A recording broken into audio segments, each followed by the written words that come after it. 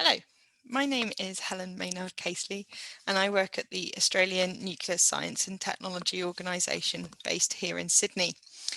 And I'm here to talk to you about cryomineralogy, and hopefully by the end of this talk I can explain to you what it is and why it's a lot like Earth mineralogy, but probably a little bit cooler. So we're all here in the Ocean World session, and as we know, ocean worlds are very diverse.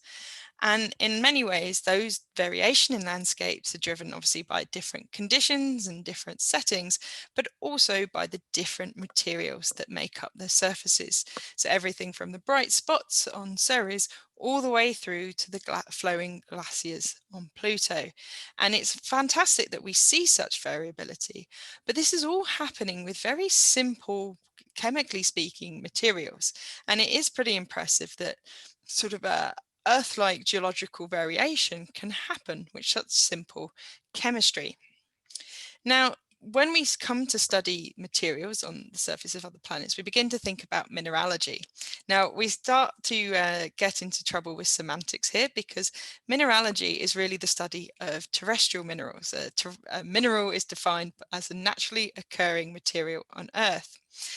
And mineralogy is the study of both the chemical and crystal structure of these and sort of their physical properties as well. Now, we ran into a little bit of problems by trying to talk, telling people that our materials on the outer solar system, as we all know, which are naturally occurring, but are all minerals. And Baptiste Journeau at the University of Washington came up with a fantastic idea of calling them cryominerals. And I really like this because many of these minerals, these materials are what we think of as liquids and gases here on Earth, but under those really cold conditions become the solid properties. Now, as I'll explain, they have very Earth-like properties or Earth mineral properties, but they have potential, and this is where we're sort of going with this talk, is to talk about their unique properties that they have. And today I'm mainly going to concentrate on the order-disorder transitions, but we've definitely got an eye on investigating some of these other weird properties, things like plastic crystals, pyroelectricity, and polymerization. So what are the materials in question?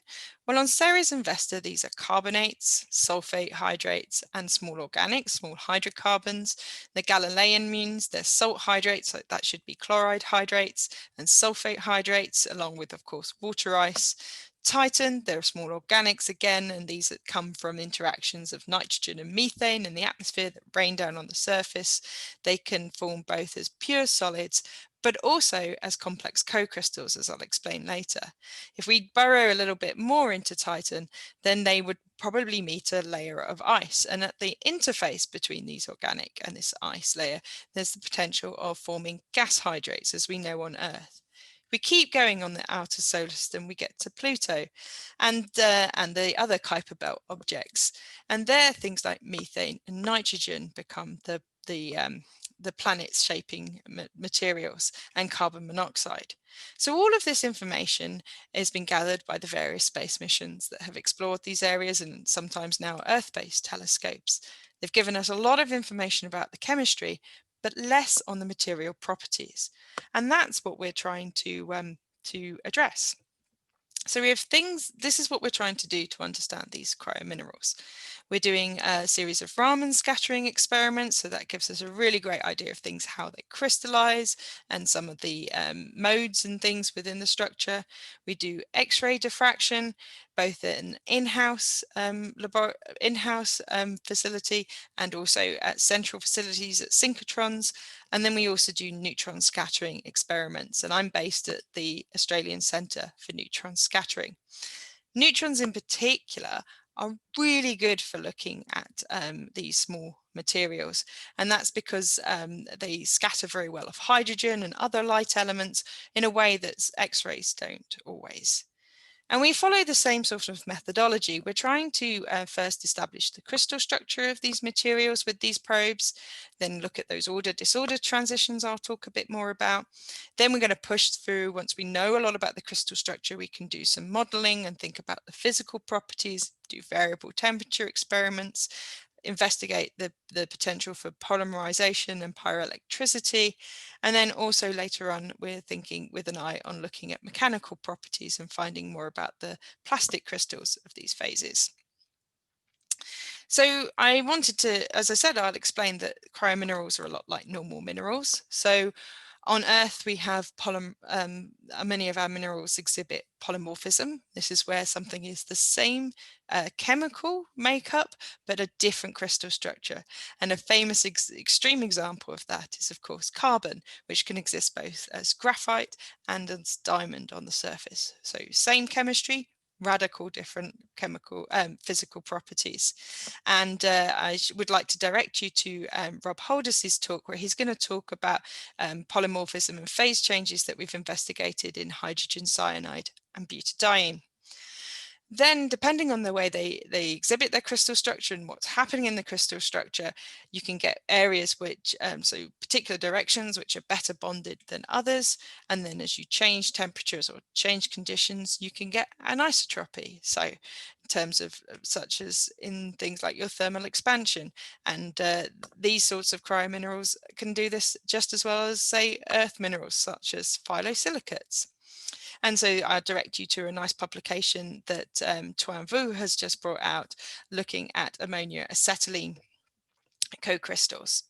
And they can also form, as I've mentioned just there, very complicated crystal structures.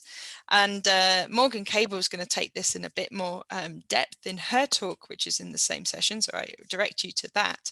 And I've got an image here of the ammonia acetylene co-crystal, where you can see that the molecules are actually sort of closely bonded in one layer, and then you have this interlayer which is bigger, and that's what gives the larger thermal expansion in that area.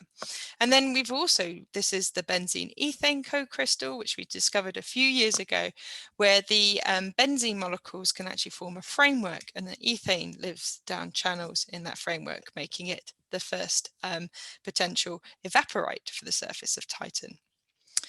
So having explained to you how similar they are to earth minerals, I should also point out that they actually can be very different as well. Now, if an earth-based mineralogist was to talk about disorder, they would probably be talking about substitutional disorder. And this is where in particular layers where you would maybe expect an aluminium ion in this, say, octahedral layer, you would suddenly get a different atom appear, different element. And the same can happen in layers where, say, in your interlayer species, you might get chlorine, and then all of a sudden a potassium ion would pop up. Now, this is a very known point. This is called disorder, but it's really substitutional disorder. And it's something that drives chemical diversity and has given us the wide range of minerals that we do have. However, if you speak to a chemical crystallographer and you talk about disorder, they're probably going to be thinking about positional disorder. And given this example of the acrylonitrile molecule that we have here, this means that whatever the way that the molecules are packed together can actually allow freedom and actually allow the molecules to wiggle a little bit.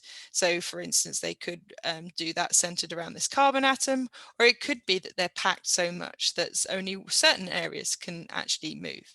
And in fact, the only known form of solid acrylonitrile that's been characterized actually has a mirror plane going through the molecule. And you can see it's not a symmetric molecule. And so that implies that the molecule is actually got two positions. Now, as you can imagine, those sorts of positional disorder actually takes up quite a lot of energy. And as you cool, it might not become energetically favorable to still be in that disordered form. Nice example of that is nitrogen. And if you get nitrogen when it first solidifies, is a disordered crystal structure known as beta. I'll talk a bit more about that later. But as that cools down at 38 Kelvin, it will order to an ordered form where the molecules are pretty much static. Now that takes up a lot less volume than the disordered form. And so it means that there's a big volume contraction over that temperature range. Until this year, we didn't really have a sort of measurement of that volume contraction. That's something we were able to publish this year. You can see actually the alpha to beta transition is a 2% volume contraction. And you can see the nice thing, interesting thing about it is it well occurs within the seasonal surface temperature range of Pluto. So we're beginning to look at how that might be affecting the glaciers on Pluto. But that isn't unique. There are a number of these small molecule materials that have these order-disorder transitions. So acetonitrile has one at 220 Kelvin, where we go from the alpha form to the beta form. And ethane, very interestingly, has two of them within very short order. And I should say that this is under a very restricted temperature range. This was a very sort of delicate experiment where we were warming up very, very slowly, because we were very particularly interested in capturing some diffraction of phase 2. Now, this is work I've been doing in collaboration with Jennifer Hanley's group, I should say. And the interesting thing is we've been able to capture the sort of the first, as you warm up the ordered form of phase 3, it will transform to the partially disordered form of phase 2 with a 3.5% volume change. And then as you heat up again, it will give another volume change to the plastically disordered form phase 1, and this is accompanied by a 3% volume change. So I've mentioned the term plastic crystals there a couple of times. Now, both the beta form of nitrogen and that phase 1 of ethane are plastic crystals. Now, what do I mean by that? It's actually an extreme form of disorder. And so in terms of the nitrogen example, those nitrogen molecules, those N2 molecules, are so disordered that they actually pack as spheres. So the structure is very similar to if you took a load of ping pong balls, threw it into a box, it would form the same motif. Now, having now recently studied both nitrogen and methane, which both form plastic phases, we've noticed something that as you warm them up, you actually get texture changes in the diffraction pattern. So you can see how some of the Bragg peaks become more prominent as you warm up. Now that's saying to me that the crystallite size is changing, and actually it's changing so that they're all aligning in a particular direction. Now, this is something we've seen in a couple of materials in both nitrogen and methane, and I wonder if it's actually something that's systemic to plastic crystals. And so that if we have a number of these phases, carbon monoxide is another one, and potentially hydrogen cyanide, this may be a common property than something that we need to look at. What I think is occurring is something a bit like that occurs in metals, grain boundary growth, but it's happening quite a long way before their melting temperature. So something that we very much need to investigate, and something where we're moving a bit more towards the mechanical properties. So something that we haven't got to just yet is to really look at polymerization and pyroelectricity. So I've mentioned acrylonitrile. That's actually the molecular precursor of polyacrylonitrile, and that's will become if you give it a bit of energy, it will polymerize. And for that, you really need to look at these lower lattice modes in your Raman scattering. This is a high pressure Raman scattering experiment that we did, and we can see that those lattice modes change dramatically with pressure. It's quite a tough experiment to do because you have to be very careful, because the laser light of the Raman can induce polymerization. So we do have to be very, very careful in how we classify this and how we investigate this. And then should also mention that we have, or at least Rob has probably got a really lovely little video that shows you the pyroelectric effect in hydrogen cyanide. And again, that's something we've still yet to really get to grips with.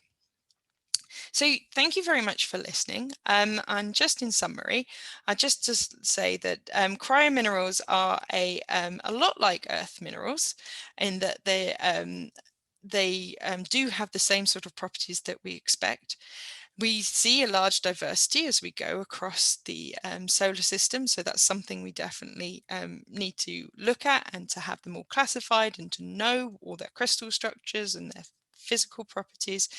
And really the big point is that despite some being quite simple chemicals, there are many unknown properties and quite a lot of work still to do. So thank you very much for listening, and I very much look forward to your questions.